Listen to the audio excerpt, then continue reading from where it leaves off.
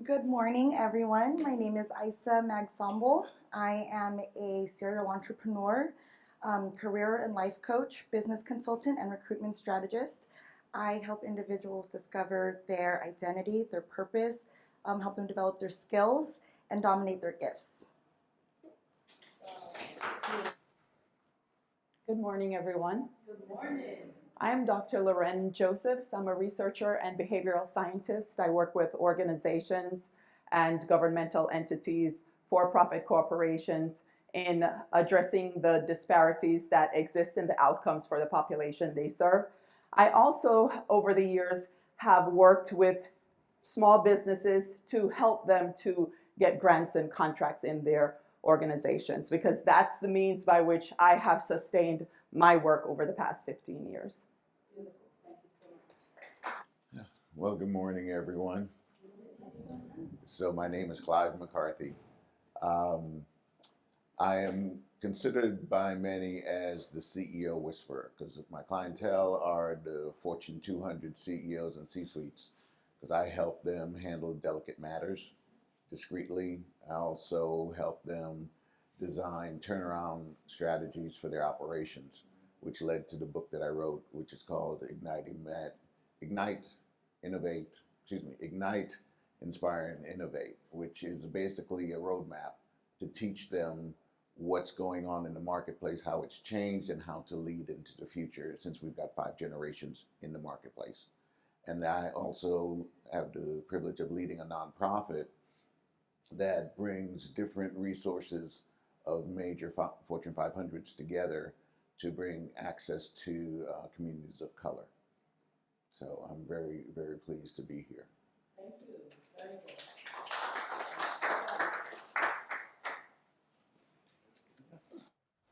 Good morning, good morning. Good morning. Hope everybody's living their best life. I am, as I always say. My name is Brandon Payne. I am the very, very proud owner of Pain Point Media, which is a video marketing agency. So pretty much I get to work in medical, tech, and construction, and I help create different video assets, distribute them all throughout someone's business, and help sell more products and services. I also have the AI business coach, so I get to help a lot of entrepreneurs and business owners leverage AI and very simple to use AI tools to get things done faster, automate things, and most importantly, save their time and make more money. So thank you for having me today.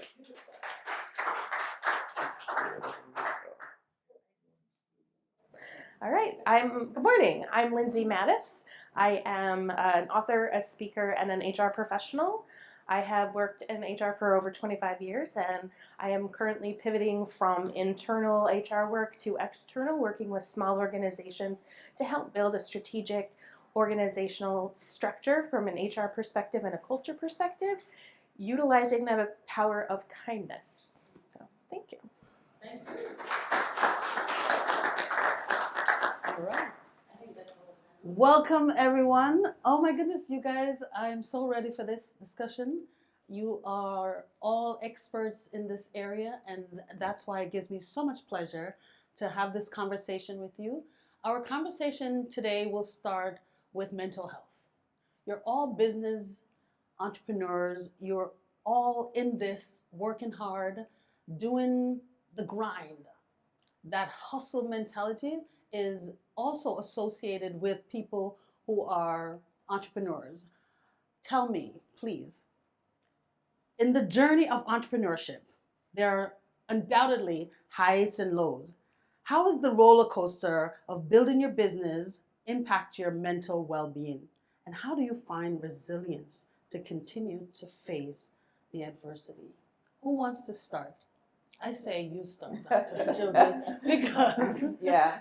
you've You said know, so mental many. health is something that's really important. One of the things that I didn't say as I started to introduce myself was that I have been a licensed psychotherapist for over 20 years. And so I'm looking at this not only as an entrepreneur, but as a practitioner of mental health. And so I'm fortunate in a number of ways that I'm surrounded by colleagues who are professional mental health practitioners. So I have a basis of, I have opportunities to process in ways that many don't have. But I think that one of the reasons that I have been able to sustain is because I've chosen a path that I feel that I'm called for. And so when there are challenges along the way, there's no wavering in terms of, am I doing the right thing?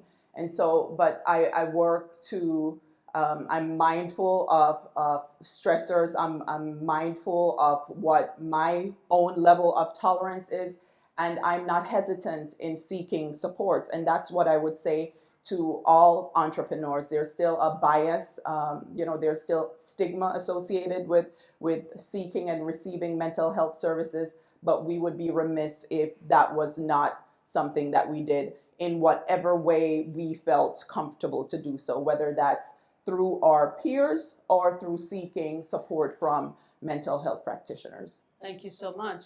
You mentioned that you have resources like other practitioners. Do you find yourself going to them to help you find tools and tips to manage your mental health? Yeah, I'm fortunate because it can be done informally. Yes. So in any in any field that you exist in, there should be opportunities for debriefing, right?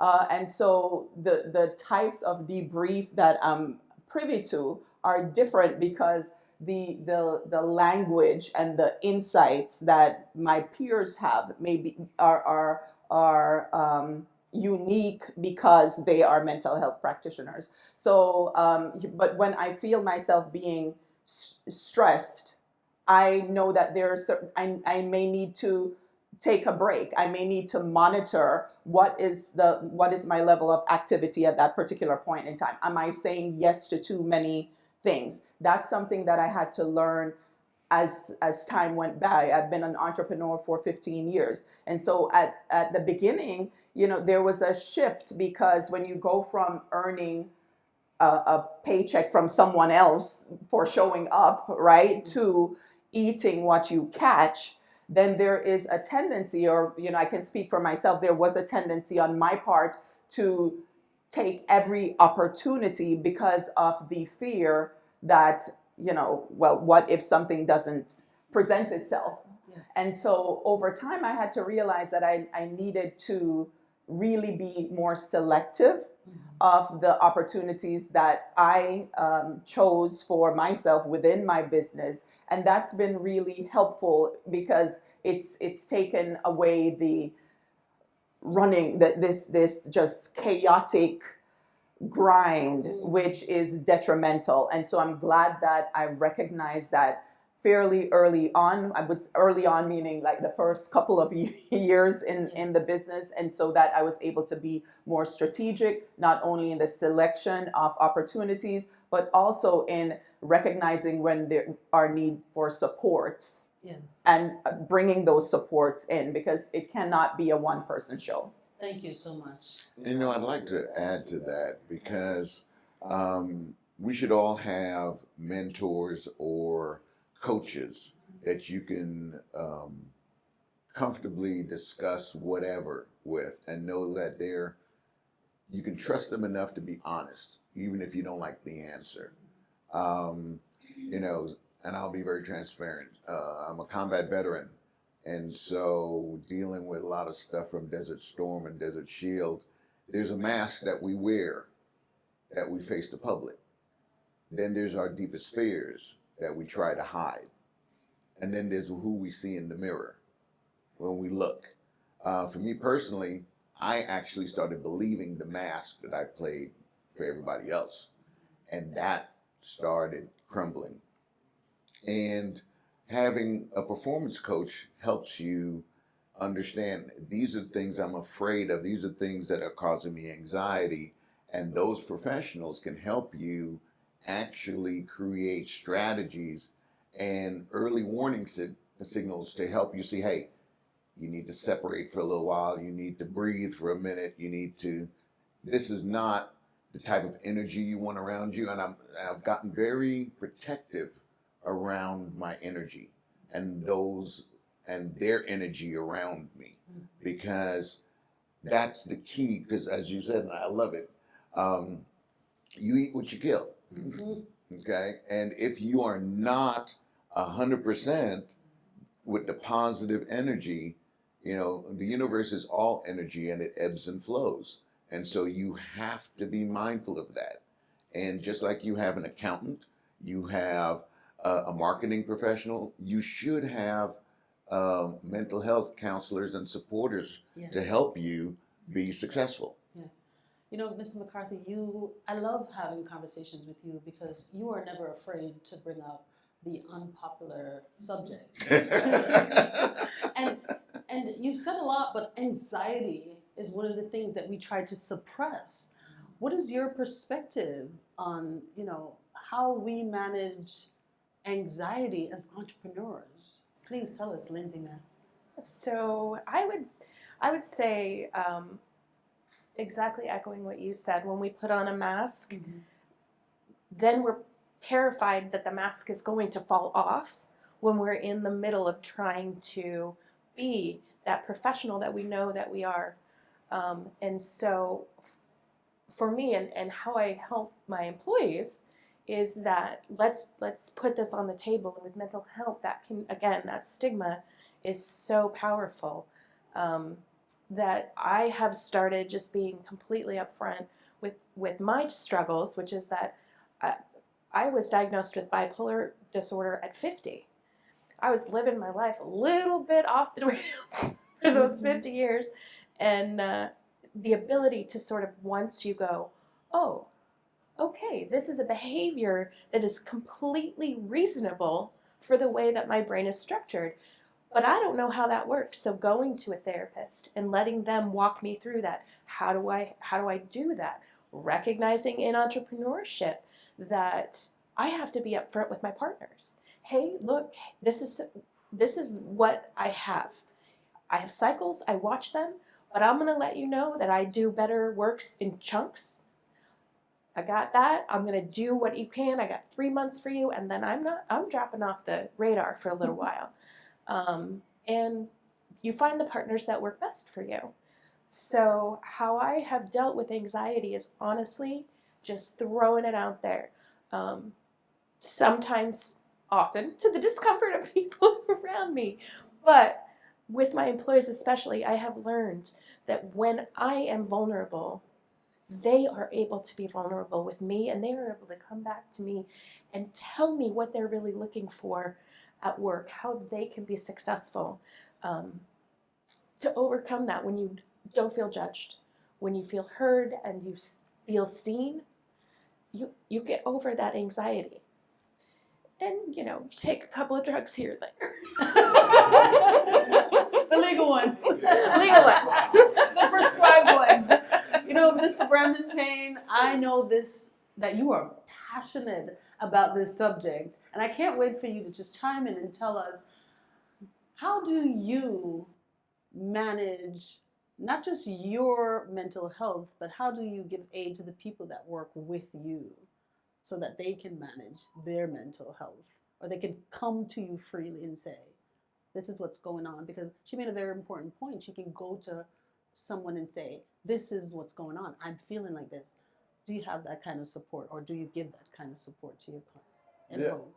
I think one of the biggest things to really take back from this whole thing is that when you talk about mental health and entrepreneurship, we're all on a certain journey. We're all on a certain path. So it really isn't just about business at that point. It's changing who you are as a person, who you're becoming as a person, and that's what's so relatable across the board. So one of the first things I always dive into, which is the tried and true, is the world of personal development. As soon as you start with business, you start bringing up names like Les Brown, Tony Robbins, Jim Rohn, and everyone peaks up. And just to know that somebody else knows one of these people that you read Rich Dad, Poor Dad, I can go all day, you get excited. It's crazy when you think about it. Off of one name, you get excited, and it's relatable. It's like, you understand my journey, you understand where I'm at. It's that relatable feeling. So when you have that world of personal development, it's messing with your emotional intelligence, the way you view aspects, how you continue to move forward in life. And a lot of that is what I continue to tie into. If I just meet somebody for a second, or employees, I have them read How to Win Friends and Influence People. I have them read these books because I don't have to be there full-on therapist from the beginning, but I know that's going to send them down that path. Yes. We all know that. It could be one video, one Myron Golden video, one YouTube video, one Earl Nightingale, however you want to go old school or not. One video, one piece of information, one book will send them down that rabbit hole and give them, most importantly, what we need to get over this mental health and help in aspects is we need tools. Yes. That's what we need is tools. If we have tools, we can actually solve problems. If we don't have the tools or not even one tool, and we're scared to ask, that's half the problem. We're scared to ask for help. And we don't have a tool. So if you at least have a tool, I can give you one thing to use, I know that that's going to help you get down that rabbit hole. One of the biggest things. Beautiful and well said. And I agree with what you're saying, because that is part of how I help people to get over their mental stressors, or just finding out that they do have mental stressors. Because most of the problems that I see with people that are coming to me, the clients that are coming to me, I realize that they don't even see their mental struggles. I mean, so Isa, I know that you're very passionate about mental health also because of your experiences. Tell me, how do you help to manage your stressors, your mental health, and how do you provide help for the people that you employ? Of course. So just to give a little bit of background about myself, I was in the corporate world up until 2018. I was working for financial services. I was with Wells Fargo Bank for some time. I eventually pivoted into recruiting. I became a staffing manager for engineering and environmental. And I've recruited for many different industries. In 2018, I was recruited to become self-employed. So essentially, I filed my first LLC. I became a self-employed recruiter. I started partnering with companies to find them accounting and finance professionals. 6 months into becoming an entrepreneur, I get a diagnosis for a rare neurological sleep disorder called idiopathic hypersomnia, in which case my driver's license was taken away, and I'm a single mom of a 15-year-old. So getting a little emotional. But nonetheless, my whole world flipped upside down real quick. You know, I felt like I reached my epitome as far as the corporate world. I was transitioning into this entrepreneurship. But then my health, you know, huge pivot real quick. And so with that being said, I'm one who has unwavering faith and determination that God has given me, essentially. So I'm like quick to find the resources. Where are the gems? What can I do? Everything. How can I get my daughter to and from school? I had to homeschool her for several years. So I homeschooled my daughter pre-COVID, okay? And this was before adolescence too. So single mom, adolescence, entrepreneur. I didn't get to take advantage of certain benefits with like disability and whatnot because I was self-employed, so I didn't pay into that for too long and so forth. So nonetheless, I found a phenomenal therapist. I've been seeing the same one since 2018. I sought out therapy before that, but I think therapy is just like dating. You should find the right person. Make sure that they are aligned with your goals. They have an understanding, you know, all of that. Like literally date every professional actually that you will collaborate with, your accountant, your attorney, your marketing person, everyone, date them. Don't just jump on it because the price is good, or referrals are good, but do your due diligence. But nonetheless, I had a phenomenal therapist who I still work with today. And in different parts of my journey, I sought out other resources. So when my health was really getting to me, I did a 12-step program at church. So at church, I mean, it's a 12-step. So there's, you know, people with addiction, food addictions, sexual addictions, whatever the case is. For me, it was grieving my old self. So grieving the person who could not wake up, like accepting I won't fix my bed every day. That used to set the tone for how much work you're going to accomplish throughout the day. And so what I felt nonetheless is that God really just, it reminds me of Job. If you guys are familiar, like gives you everything, takes it all away, and then how are you going to respond? That's me. And so since then, though, that was my first business. I have 4 now, and I just practice mindfulness every day. cannabis is heavily in my life. So with prescriptions, at one point I was taking 12 different prescription drugs daily in order to maintain my wakefulness. I was taking like Adderall, Vyvanse, modafinil, a lot of hardcore prescription drugs. And so even with that, how do you balance what you need to do daily as an entrepreneur, managing like side effects with these drugs? I could not. And then being a good mom too, you know? So I took a step back and I've learned a holistic approach, and that's what I do every day now. Oh my goodness, so many great points. And I would like for you guys to just chime in because I want to hear what you have to say. Go ahead, take it. You said something that I think a lot of people overlook, and that's the self-talk. Mm-hmm. How much you say to yourself. We talk to ourselves more than anyone else does Absolutely. in a day. And how much of our self-talk is negative. Mm-hmm. And that's so key. Matter of fact, my morning didn't start out the best, but one of the things I was like, it's a good thing I've got other changes of clothes. I'll just change. It'll be fine. This is my day. This is what I'm here to do. This is my purpose. It's the right time. I am equipped.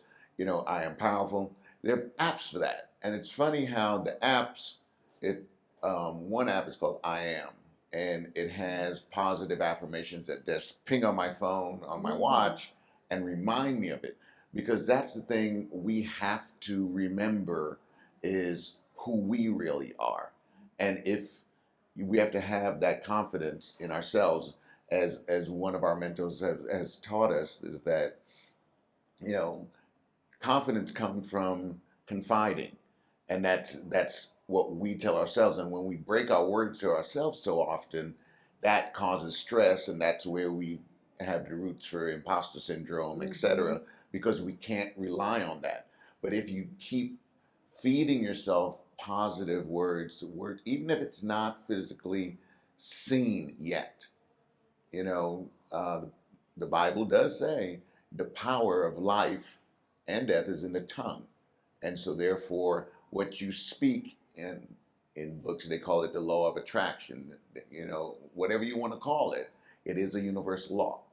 And that's what you attract to yourself. And it's real. Oh, thank you so much.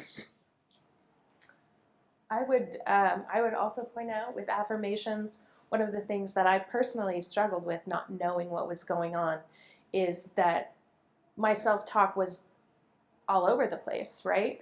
Here, here, here, here.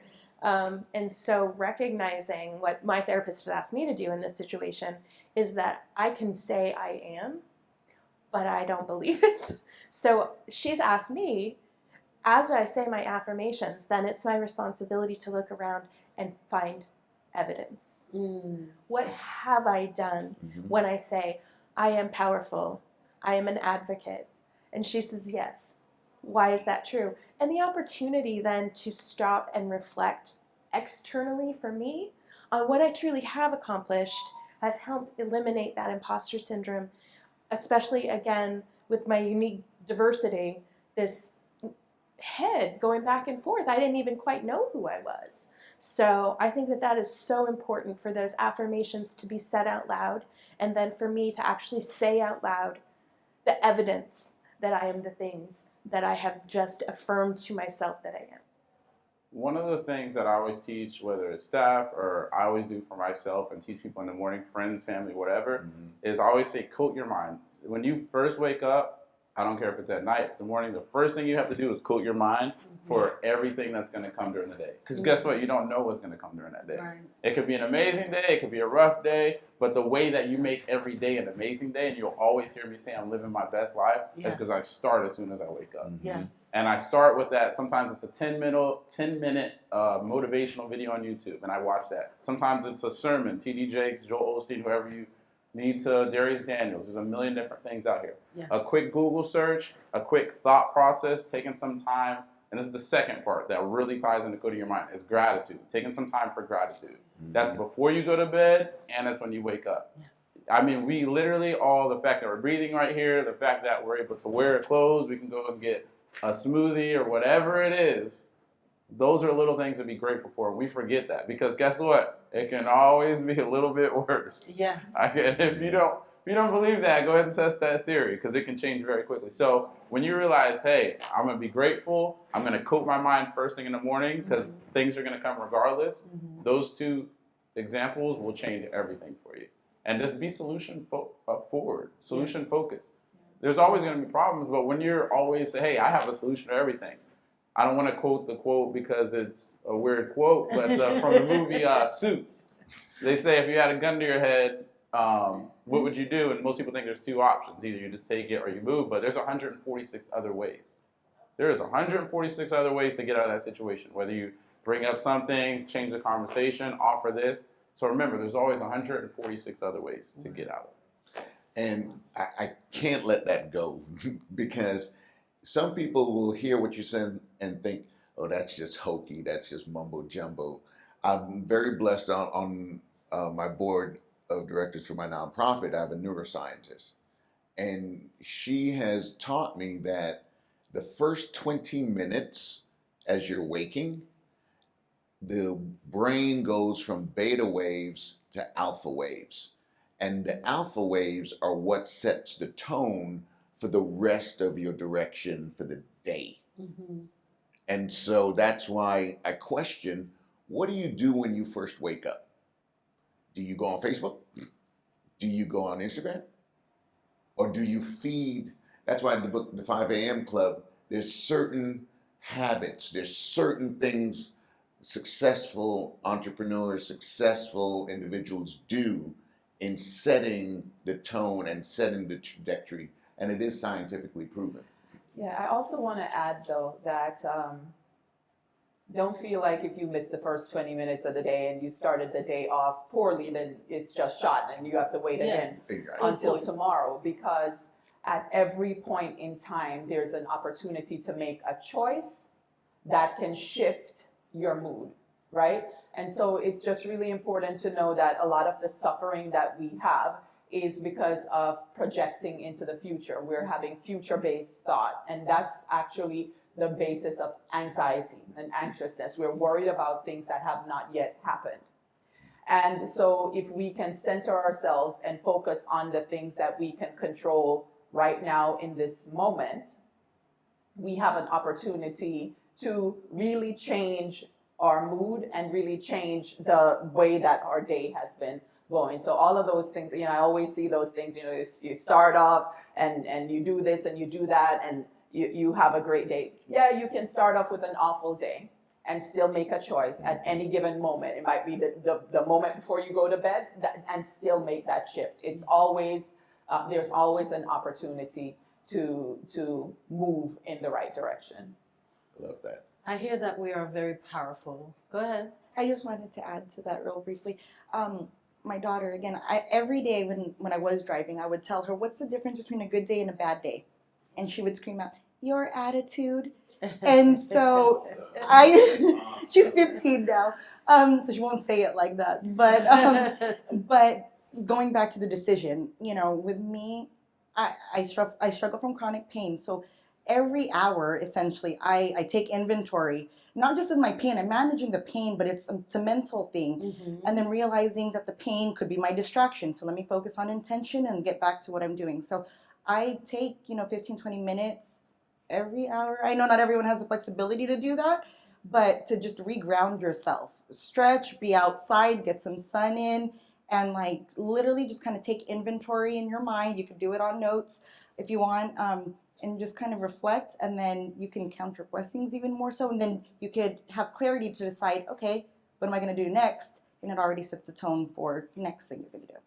Beautiful. Well said. Thank you all for being a part of this panel. I think the underpinning of everything that everyone has said is that our mind is very powerful, and that repeated thoughts is both the most powerful thing in the world and the most dangerous thing in the world. So let's use our mind, let's use our power and use positive repeated thoughts so that we can not only get through our day, but teach the people around us how.